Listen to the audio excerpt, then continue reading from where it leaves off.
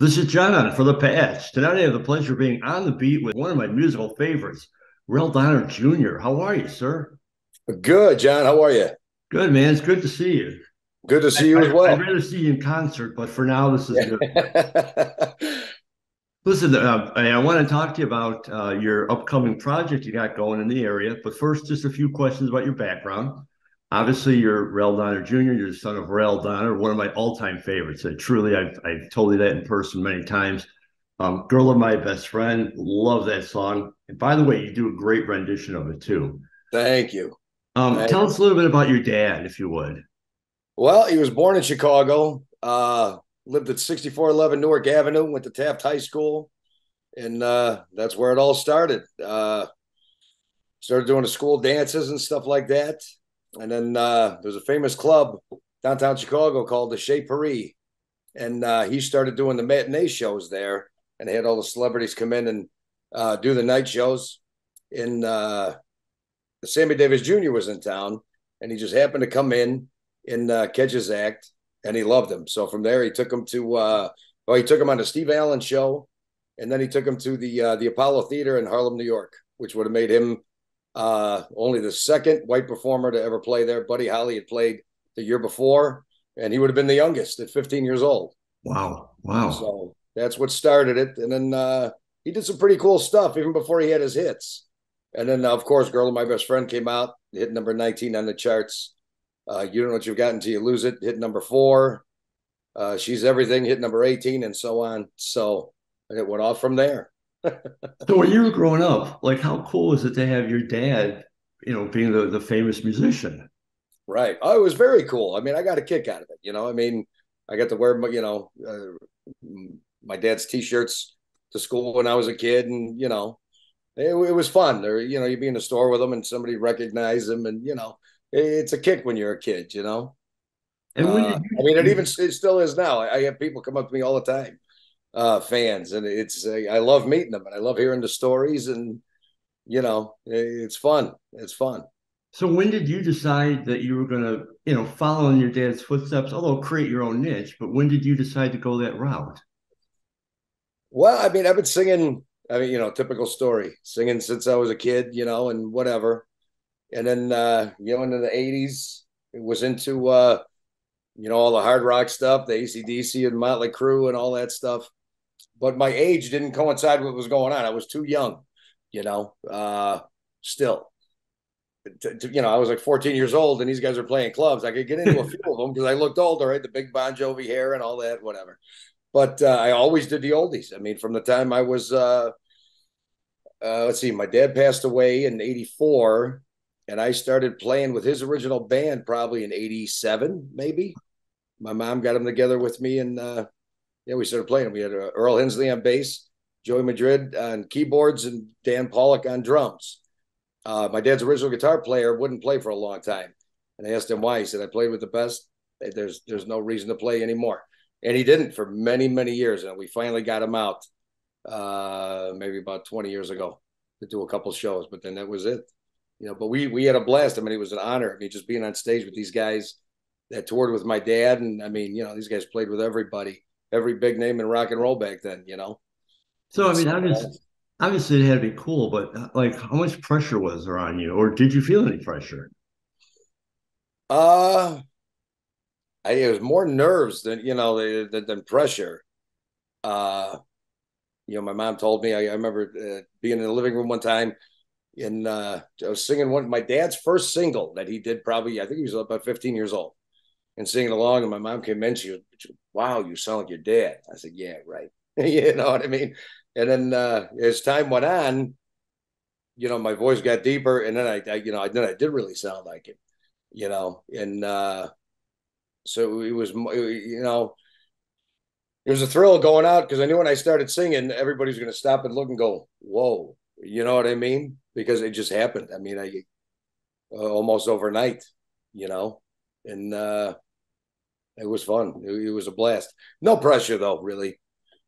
Was there a point in time when you were able to sit back and go, I'm actually doing this. I'm doing what I love. I've made it. This is my life. Well, I mean, for a lot of years, you go through trying to figure out what you want to do. Like I said, I was too young to fit in the genre I wanted.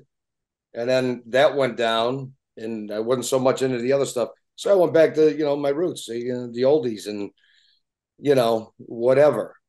I mean, career wise, as far as making it myself, uh, yeah, I decided against it. I mean, that was the goal till I was about 25, and I was looking around. I'm like, man, the stuff that's going on now, I'm not, so into it. So I'd rather just go back and do, the old stuff. You know what I mean? Instead of trying to conform and, turn it into what everybody wants you to be and what the record labels want you to be and, all that stuff. So, yeah, I'm content doing what I'm doing now. Well, you're doing great. I mean, you're playing all over the place.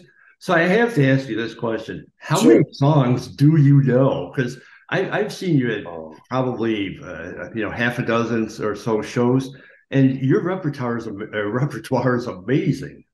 Well, thank you, man.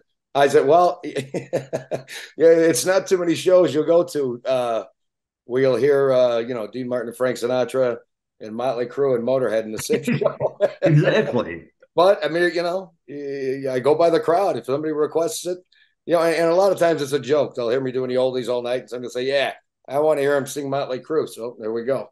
We'll do it. Yeah, I mean, I've seen that, and I've seen the look on her. I think people want to stump you, and I've yet to see people stump you. It's amazing to me. Yeah, a few have. My buddy Tom Young, that just passed away recently. He was good at stumping me. This man knew his music. That's for sure. Well, I'll take your batting average, though. It's pretty high. Yeah, I know. I know a lot of songs. A lot So of. so let's take it to you got a project coming out, which is the main reason for the interview. I mean, I love chatting with you, but you've got a project coming out that we got to tell Right. people about.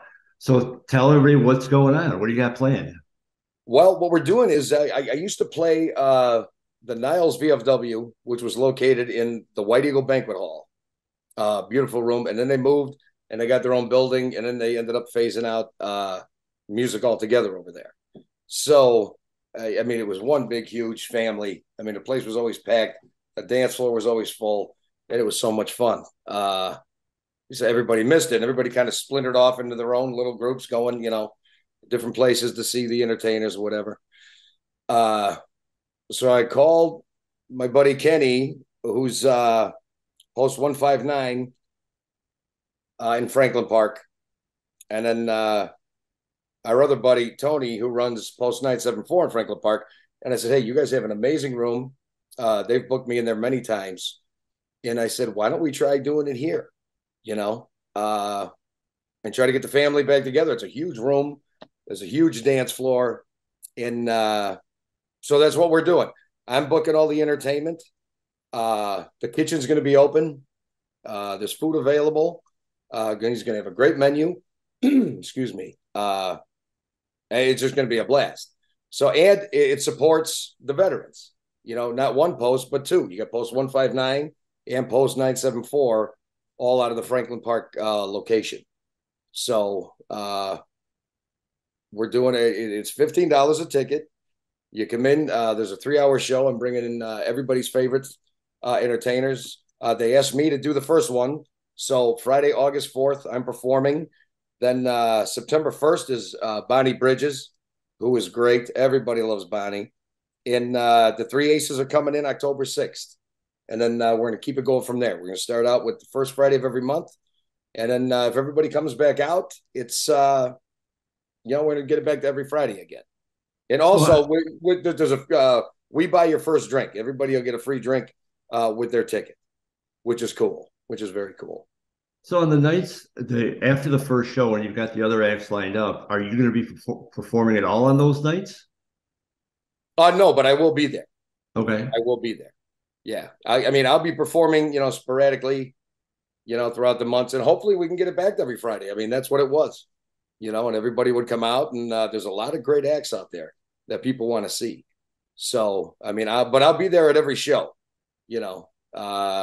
Basically, I'll be there DJing So before the show and in between sets and afterwards a little bit. you'll be handling all the requests. Right. Before the band goes on and when they're on their break. Yeah. And so what time of the show's up? 5:30, doors open, show starts at 7? Yes. Yes. And that's consistently on all the shows, unless otherwise noted. Yeah, right. Yeah, yeah. It'll be the same every week. Uh, and like I said, it's at Post 974, Franklin Park. The address is I'm sorry if this will cooperate. 9757 Pacific Avenue in Franklin Park. We will have that. I'll put up the link here so everyone can see. But if they're looking for more information, I'm sure they can go to your Facebook page. They could probably go to the VFW the Post Facebook page. Right. Hopefully they have it up by now.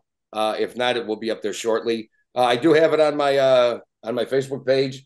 It's going to be up on my website, raldonnerjr.com, tomorrow. All the information. And yeah, I mean, it's great people.